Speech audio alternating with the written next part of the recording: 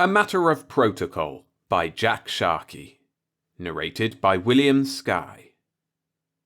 If you haven't already, make sure to head over to Substack where I'm publishing the majority of my new narrations. Thanks.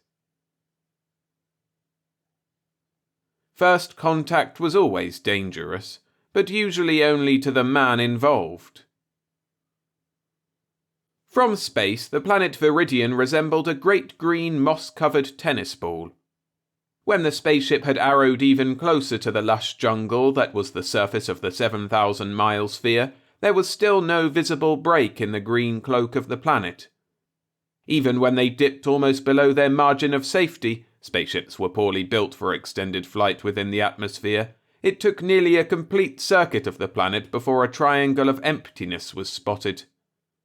It was in the midst of the tangled canopy of treetops, themselves interwoven inextricably with coarse-leaved, ropey vines that sprawled and coiled about the upthrust branches like underfed anacondas. Into the center of this triangle the ship was lowered on sputtering blue pillars of crackling energy to come to rest on the soft, loamy earth. A bare instant after set-down, crewmen exploded from the airlock and dashed into the jungle shadows with high-pressure tanks of gushing spume. Their job was to coat, cool, and throttle the hungry fires trickling in bright orange fingers through the heat-blackened grasses. Higher in the trees, a few vines smouldered fitfully where the fires had brushed them, then hissed into smoky wet ash as their own glutinous sap smothered the urgent embers. But the fire was going out. "Under control, sir," reported a returning crewman. Lieutenant Jerry Norcris emerged into the green gloaming that cloaked the base of the ship with a net of harlequin diamonds. Jerry nodded abstractedly as other crewmen laid a lightweight form-fitting couch alongside the tail fins near the airlock. On this couch Jerry reclined.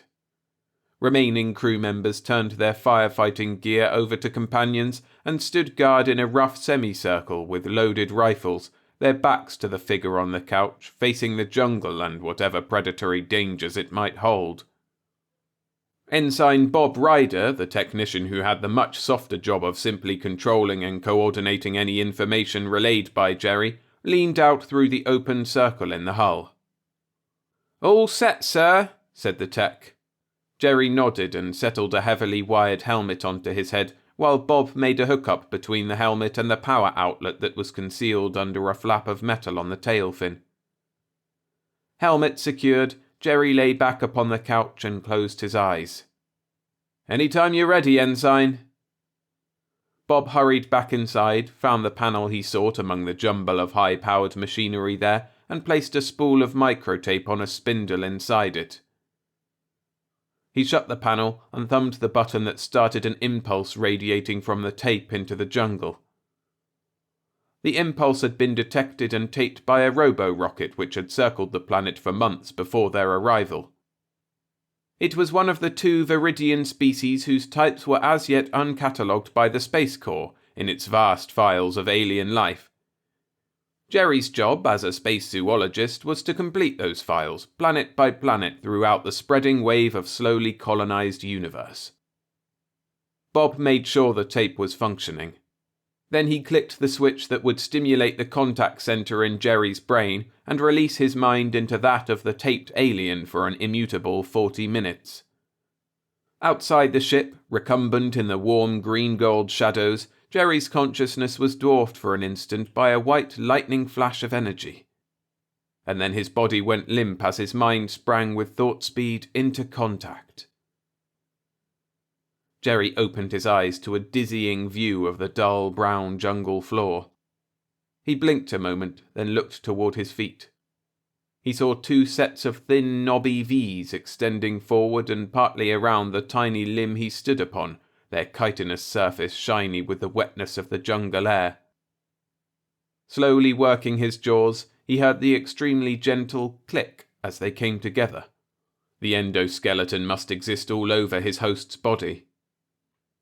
After making certain it would not disturb his balance on the limb, he attempted bringing whatever on the alien passed for hands before his face. Sometimes aliens had no hands, nor any comparable organisms. Then Jerry would have to soft-pedal the mental nagging of being amputated, an unavoidable carryover from his subconscious wrong feeling about armlessness. But this time the effort moved up multi-jointed limbs, spindly as a cat's whiskers, terminating in a perpetually coiling soft prehensile tip.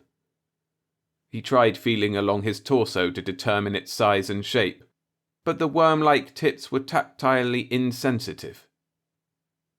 Hoping to deduce his shape from his shadow, he inched sideways along the limb on those inadequate-looking two-pronged feet toward a blob of yellow sunlight nearer the trunk. The silhouette on the branch showed him a stubby, cigar-shaped torso. "I seem to be a semi-tentacled no-hop grasshopper," he mused to himself, vainly trying to turn his head on his neck. "Head, thorax, and abdomen all one piece." He tried flexing what would be, in a man, the region of the shoulder blades. He was rewarded by the appearance of long, narrow wings, 2 sets of them like a dragonfly's, from beneath 2 flaps of chitin on his back. He tried an experimental flapping. The pair of wings, white and stiff like starched tissue paper, not veinous as in earth insects, dissolved in a buzzing blur of motion. The limb fell away from under his tiny V-shaped feet. And then he was up above the blinding green blanket of jungle treetops, his shadow pacing his forward movement along the close-packed quilt of wide leaves below. "I'd better be careful," thought Jerry. "There may be avian life here that considers my species the pièce de résistance of the pteroid set." Slowing his rapid wing beat, he let himself drop down toward the nearest mattress-sized leaf. He folded his out-thrust feet in mid-air and dropped the last few inches to a cushiony rest. A slight shimmer of dizziness gripped his mind. Perhaps the skull of this creature was ill-equipped to ward off the hot rays of the tropic sunlight. Lest his brain be fried in its own casing, Jerry scuttled along the velvet top of the leaf and ducked quickly beneath its nearest overlapping companion. The wave of vertigo passed quickly, there in the deep shadow. Under the canopy of leaves, Jerry crawled back to a limb near the top of the tree. A few feet from where he stood, something moved. Jerry turned that way. Another creature of the same species was balancing lightly on a green limb of wire thickness, its gaze fixed steadily toward the jungle flooring, as Jerry's own had been on entering the alien body. Watching out for predators? Or for victims? He could, he knew, pull his consciousness back enough to let the creature's own consciousness carry it through its daily cycle of eating, avoiding destruction, and the manifold businesses of being an ambient creature. But he decided to keep control. It would be easier to figure out his host's ecological status in the planet's natural life balance by observing the other one for a while. Jerry always felt more comfortable when he was in full control. You never knew when an alien might stupidly stumble into a fatality that any intelligent mind could easily have avoided. Idly, as he watched his fellow creature down near the inner part of the branch, he wondered how much more time he would be in contact. Subjectively, he'd seemed to be enhosted for about 10 minutes, but one of the drawbacks of contact was the subjugation of personal time sense to that of the host. Depending on the species he enhosted, the 40-minute contact period could be an eternity or the blink of an eye. Nothing further seemed to be occurring. Jerry reluctantly withdrew some of his control from the insect mind to see what would happen. Immediately it inched forward until it was in the same position it had been in when Jerry made contact, V-shaped feet forward and slightly around the narrow branch, eyes fixed upon the brownish jungle floor, body motionless with folded wings. For a while, Jerry tried listening to its mind, but received no readable thoughts. Only a sense of imminence, of patience, of waiting. It didn't take long for Jerry to grow bored with this near-mindless outlook. He reassumed full control. Guiding the fragile feet carefully along the branch, he made his way to his fellow watcher and tried out the creature's communication system. His mind strove to activate something on the order of a larynx. The insect's nervous system received this impulse, changed in interspecies translation, as a broad request for getting a message to its fellow. Its body responded by lifting the multi-jointed arms forward. It clapped the hard inner surfaces of the wrists together so fast that they blurred into invisibility as the wings had done. A thin, ratchety sound came forth from that hard-shell contact. The other insect looked up in annoyance, then returned its gaze to the ground again.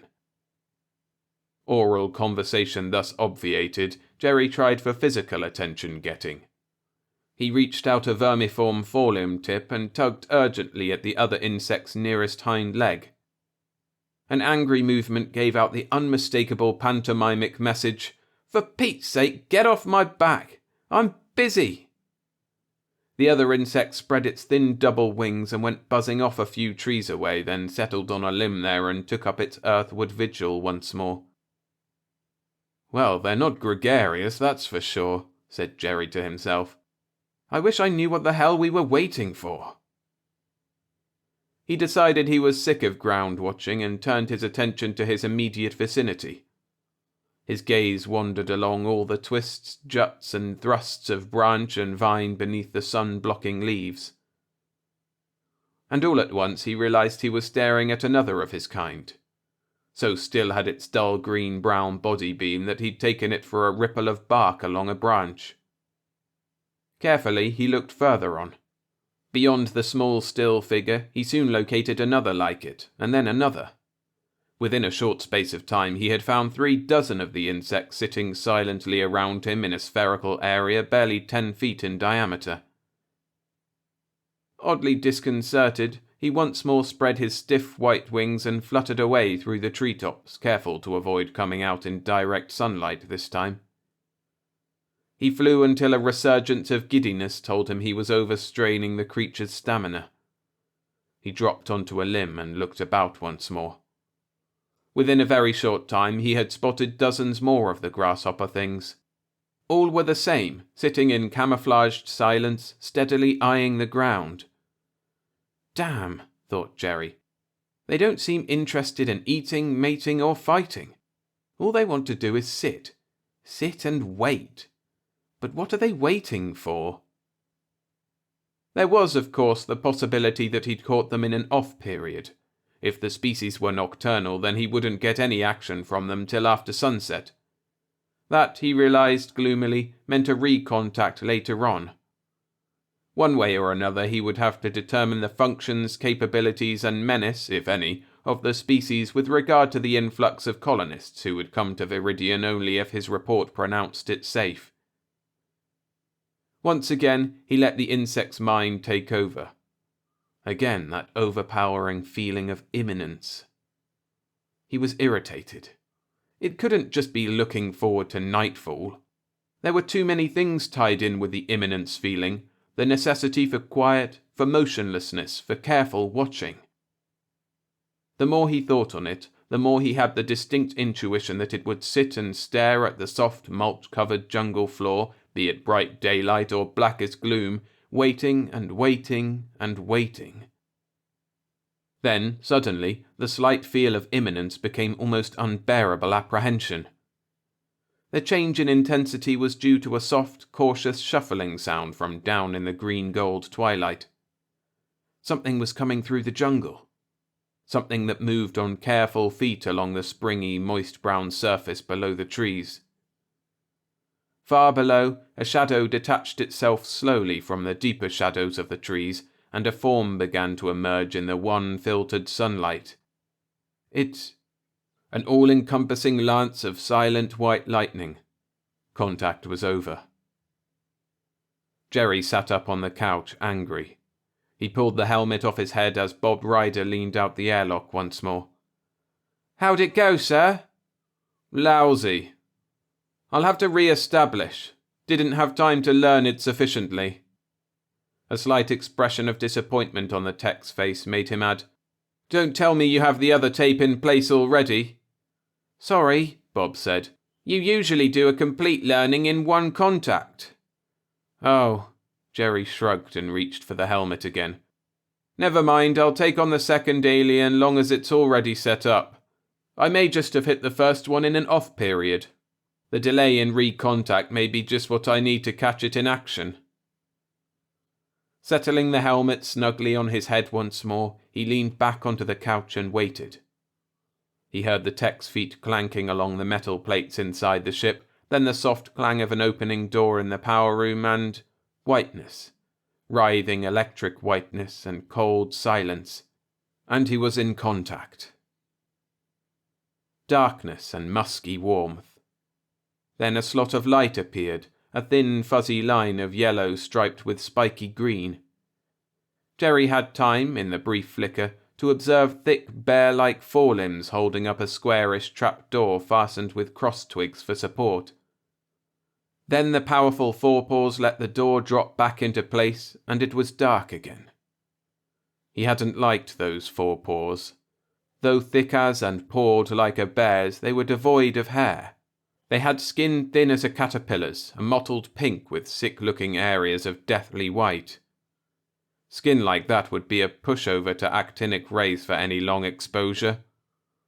Probably the thing lived underground here, almost permanently. His eyes had detected a rude assortment of thick wooden limbs curving in and out at regular intervals in the vertical wall of soil that was the end of this tunnel, just below the trap-door. Tree roots, but formed by some odd natural quirk into a utile ladder. But why had the thing peered out, then dropped the door to wait? Did every species on this planet hang around expectantly and nothing else? And what was the waiting for? Then he felt the urge within the creature, the urge to scurry up that ladder into the light. But there was, simultaneously, a counter-urge in the thing, telling it to please wait a little longer. Jerry recognized the urge by quick anthropomorphosis. It was the goofy urge, the crazy urge, like one gets on the brinks of awesome heights or on subway platforms as the train roars in. The impulsive urge to self-destruction, so swiftly frightening and so swiftly suppressed. Yet it had lifted and dropped that lid too briefly to have seen anything outside.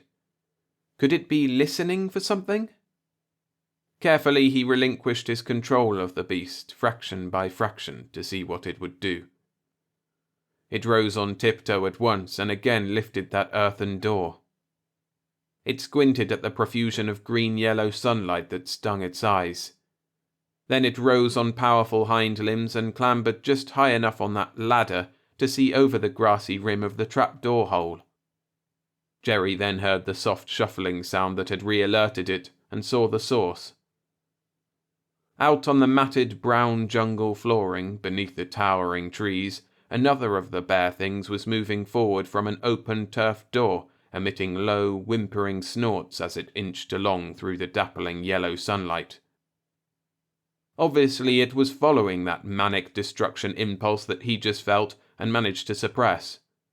It must have been almost 100 degrees out there, and the damned thing was shivering. Here and there, Jerry noticed suddenly other half-open trapdoors were framing other bear things' heads. The air was taut with electric tension, the tension of a slow trigger squeeze that moves millimetre by millimetre toward the instant explosion. The soft shuffling sounds of the animal's movement jogged Jerry's memory then, and he knew it for the sound he had heard when enhosted in the grasshopper thing. Was a bear thing what they'd been waiting in the trees so silently for? And what would be the culmination of that vigil? Then the bear thing he was in contact with hitched itself up another root rung. Jerry saw the thing toward which the quaking creature was headed, in a hunched crawl, its whimpers more anguished by the moment. Pendant in the green gloaming, about 4 feet above the spongy brown jungle floor, hung a thick yellow-grey gourd at the tip of a long vine. Its sides glittered stickily with condensed moisture that mingled with the effluvium of the gourd itself. The odour was both noisome and compelling, powerful as a bushel of rotting roses. It sickened as it lured, teased the nostrils as it cloyed within the lungs. To this dangling obscenity the bear thing moved. Its eyes were no longer afraid, but glazed and dulled by the strength of that musky lure. Its movements were fluid and trance-like. It arose on sturdy hind limbs and struck at the gourd with a gentle paw, sending it jouncing to one side on its long green vine. As it bobbed back, the creature struck it off in the opposite direction with a sharper blow. Jerry watched in fascination. The gourd swung faster. The mottled, pink-white alien creature swayed and wove its forelimbs and thick body in a ritual dance matching the tempo of the arcing gourd. Then Jerry noted that the vine was unlike earth vines which parasitically employ treetops as their unwilling trellises. It is a limp extension of the tip of a tree branch itself. So were all the other vines in that green matting overhead. A ripping sound yanked his gaze back to the dazed creature and the gourd again. A ragged tear had riven the side of the gourd. Tiny coils of green were dribbling out in batches, like watch springs spilled from a paper bag. They struck with a bounce and wriggle on the resilient brown mulch, and then, as they straightened themselves, Jerry knew them for what they were, miniature versions of the grasshopper things, shaped precisely like the adult but only a third as large. The bear thing's movements had gone from graceful fluidity to frenzy now. A loud whistle of fright escaped it as the last of the twitching green things flopped from its vegetable cocoon, whirred white wings to dry them, and flew off. And the lumbering creature had reason for its fright. The instant the last coil of wiggly green life was a vanishing blur in the green shadows, a cloud of darker green descended upon the pink form of the beast from the trees. The grasshopper things were waiting no longer. Thousands swarmed on the writhing form until the bear thing was a lumpy green parody of itself. As quickly as the cloud had plunged and clustered, it fell away.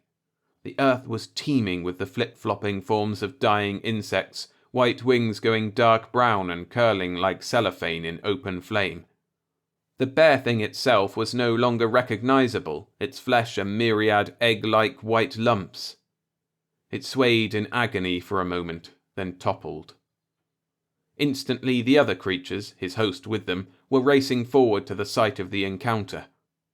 Jerry felt his host's long gummy tongue flick out and snare one, just one, of the dead adult insects.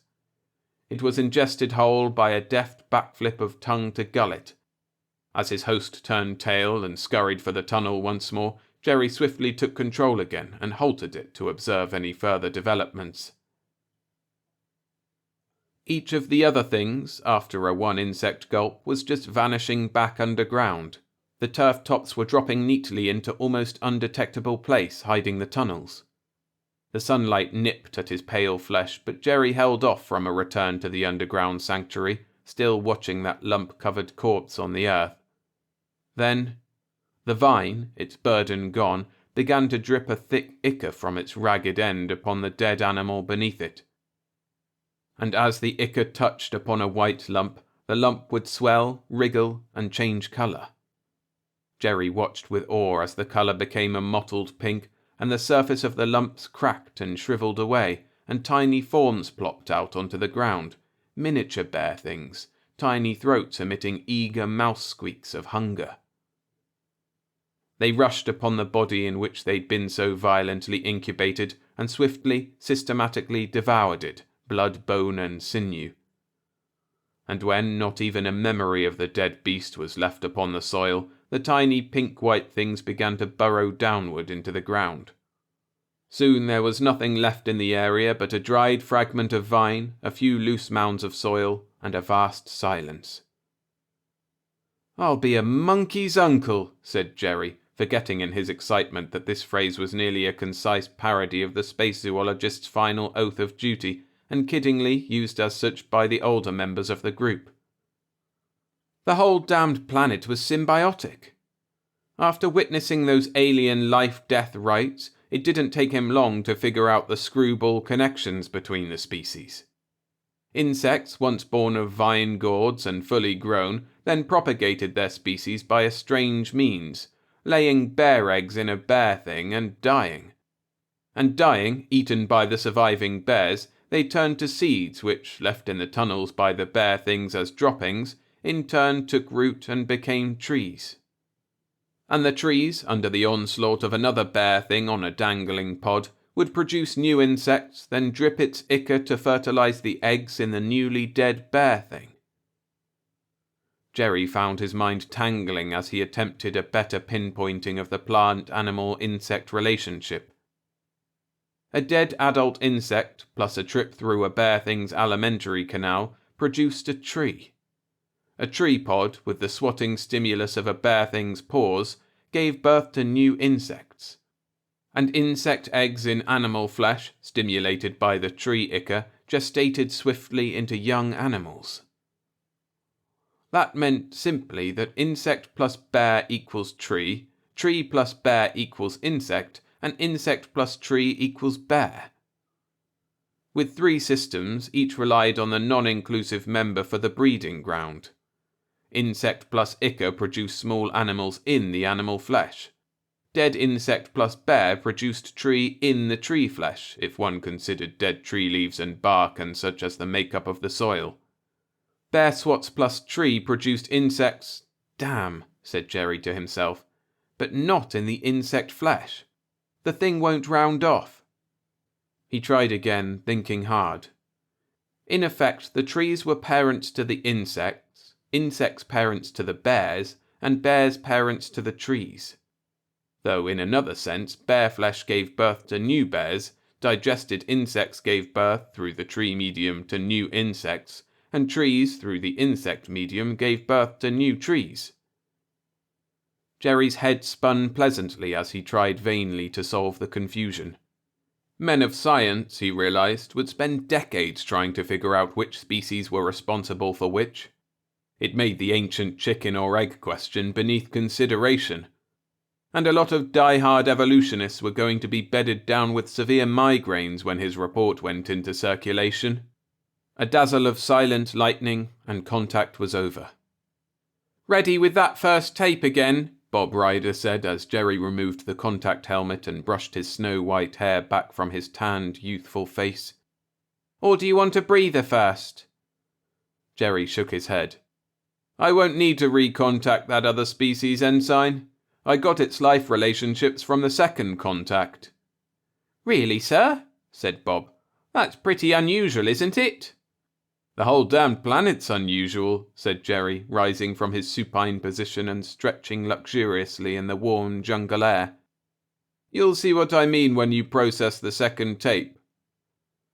Bob decided that Jerry, running pretty true to form for a space zoologist, wasn't in a particularly talkative mood, so he had to satisfy himself with waiting for the transcription of the contact to get the details. Later that day, an hour after takeoff, with Viridian already vanished behind them as the great ship ploughed through hyperspace toward Earth and home, Bob finished reading the report. Then he went down the passageway to the wardroom for coffee. Jerry was seated there already. Bob, quickly filling a mug from the polished percolator, slid into a seat across the table from his superior and asked the question that had been bugging him since seeing the report. "Sir, on that second contact, has it occurred to you that you'd relinquish control to the host before you saw that other creature move out and start swatting the gourd thing?" "You mean, was I taking a chance on being destroyed in the host if the creature I was contacting gave in to the urge to do the swatting?" "Yes, sir," said Bob. "I mean, I know you can take control any time if things get dangerous, but wasn't that cutting it kind of thin?" Jerry shook his head and sipped his coffee. "Wrong urge, Ensign. You'll note I recognized it as the goofy urge, the impulse to die followed instantly by a violent surge of self-preservation. It wasn't the death wish at all. Myself and the creatures who remained safely at the tunnel mouths had a milder form of what was affecting the creature that did start swatting the gourd." "Then what was the difference, sir? Why did that one particular creature get the full self-destruction urge and no other?" Jerry wrinkled his face in thought. "I wish I didn't suspect the answer to that, Ensign. The only thing I hope it isn't is the thing I have the strongest inkling it is: rotation. Something in their biology has set them up in a certain order for destruction. And that rite I saw performed was so unanimal, so formalized.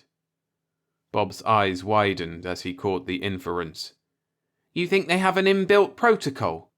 That if one particular creature missed its cue somehow, the designated subsequent creature would simply wait forever, never jumping its turn?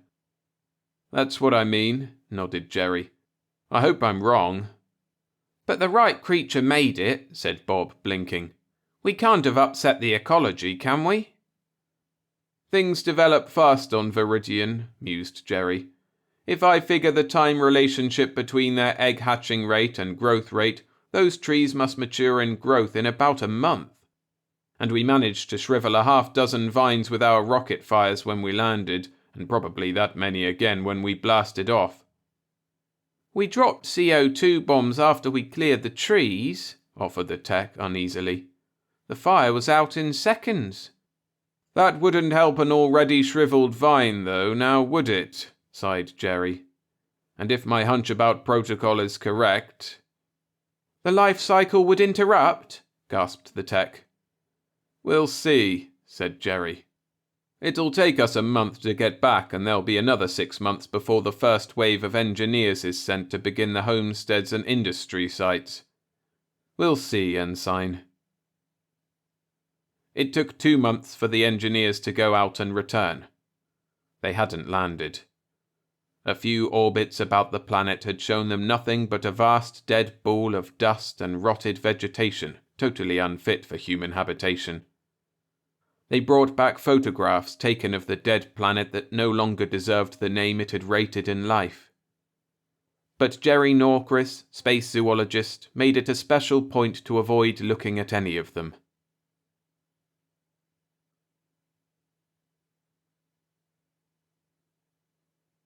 Thanks for listening. Hit the like button if you enjoyed the story, and head over to Substack to get all of my narrations. 3 stories a week for free subscribers, and bonus content for those able to contribute.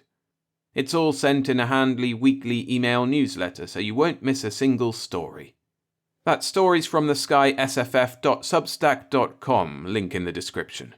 See you there.